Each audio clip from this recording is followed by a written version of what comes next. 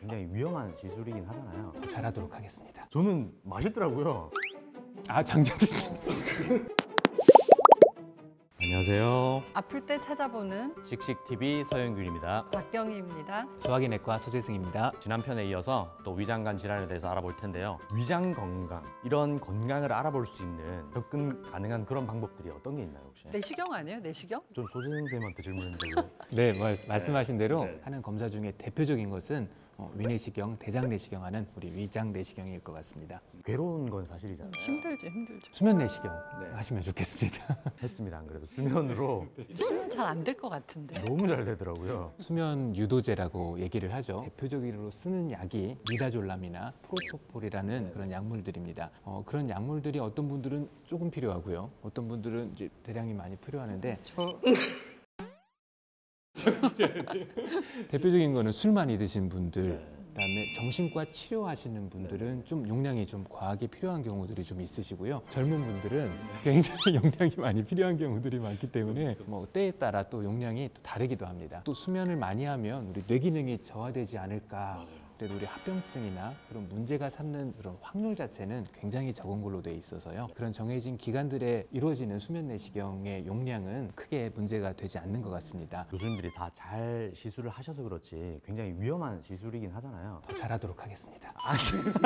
그러니까 대장 내시경을 할 때 뭐 출혈, 감염, 전공 뭐 이런 것들이 발생할 수 있잖아요. 천공에 대한 위험성 때문에 내시경을 꺼려하는 분들 굉장히 많습니다. 이렇게 굉장히 적은 확률인데도 불구하고 그거를 굉장히 부담스러워하시는 분들도 많은 건 사실입니다. 근데 천공이 또 많이 생기는 것들은 시술 내시경이 더 흔합니다. 건강검진 내시경은 득과 실을 따졌을 때는 득이 더 크다고 보고 있습니다. 너무 부담스러워하지 마시고 이렇게 하셨으면 좋을 것 같습니다. 장 청결제를 먹는 거에 대한 두려움이 더 커요. 사실은 검사하기 전에. 정결제죠. 정결제?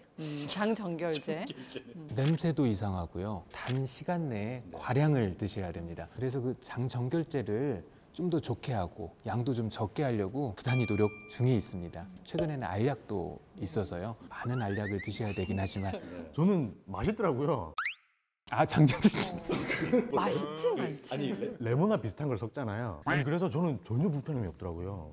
근데 진짜 이게 의료 기술이 막 엄청 많이 발달을 해도 결국 장을 막 다 비워야 되고 그렇게 하지 않고서는 검사를 할 수가 없는 건가요? 우리 위는 금식만 해도 깨끗해집니다. 대장은 대변을 만드는 기능을 하고 있습니다. 먹는 게 없어도 대변은 저절로 생리 현상으로 만들어지는 거기 때문에 장 점막에 이미 대변이 다 묻어 있기 때문에 장 점막을 제대로 볼 수가 없습니다. 장정결제 복용 후 검사를 하도록 권고를 해드리고 있습니다. 정상인들에서 건강검진 받는 사람들은 보통 몇 세에서 시작해가지고 얼마 주기로? 상부 위내시경 40세 이상을 해서 시작을 하도록 되어 있고요.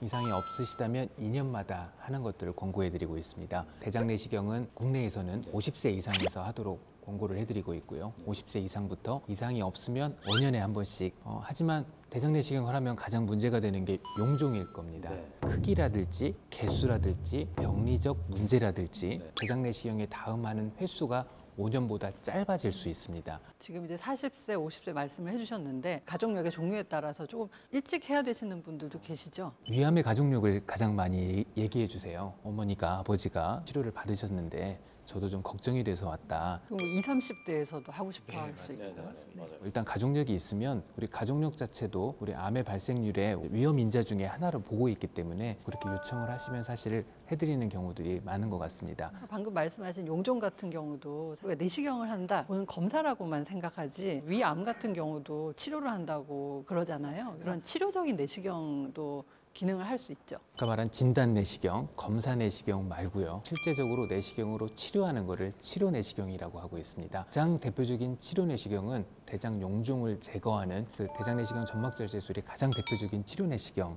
시술 중에 하나고요. 조기위암이라든지 조기대장암, 또 용종 자체가 굉장히 큰 측방 발육형 용종이라는 게 있거든요. 그런 용종에 대한 경우, 또 우리가 위암이 되기 전 단계를 위선종이라고 하는데요. 일반적인 점막절제술로 제거가 안 되는 경우들이 많아서 점막하 박리술을 사용하게 됩니다. 우리가 대표적인 치료 내시경 중에 하나가 되겠습니다. 내시경으로 이제 치료를 할 거다. 심지어 암까지 이제 이렇게는 생각을 잘 못 하시는데. 내시경을 하는 주 목적은 뭐 암을 뭐 이렇게 발견하는 그런 걸 수도 있는데 뭐 염증성 장질환 그래서 환자분들이 장염이랑 헷갈려 하시는 경우가 있어요. 염증이라 그러니까 성 염증이 대부분을 차지하고 있고 일부는 만성 염증, 밤마다 갑자기 배가 많이 아파서 좀 힘든데 이게 좀 오래됐다, 혈변을 봤다든지 설사도 좀 갑자기 많아졌다든지 점액변을 봤다든지 그래서 체중 감소가 있다든지 한두 달 이상 됐다 하는 분들이 이제 병원에 찾아오면은 저희들이 이제 검사를 해야 되는데요. 치료의 효과를 판정하고 할 때 꼭 내시경이 도움이 됩니다. 증상 아까 몇 가지 말씀을 해주셨는데 과민성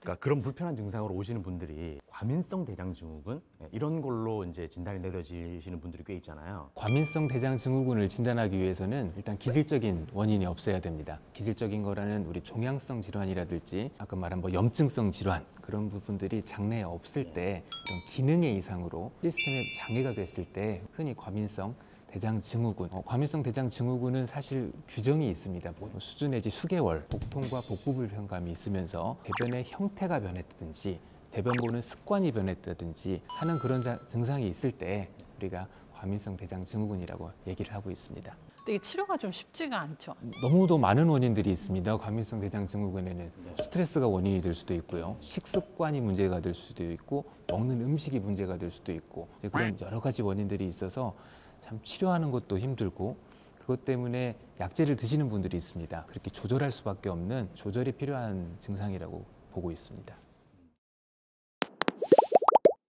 오늘 손혜정 교수님이랑 이제 내시경, 위, 대장, 내시경에 대해서 알아봤는데 상당히 몰랐던 부분을 많이 알게 되는 유익한 시간이었던 것 같습니다.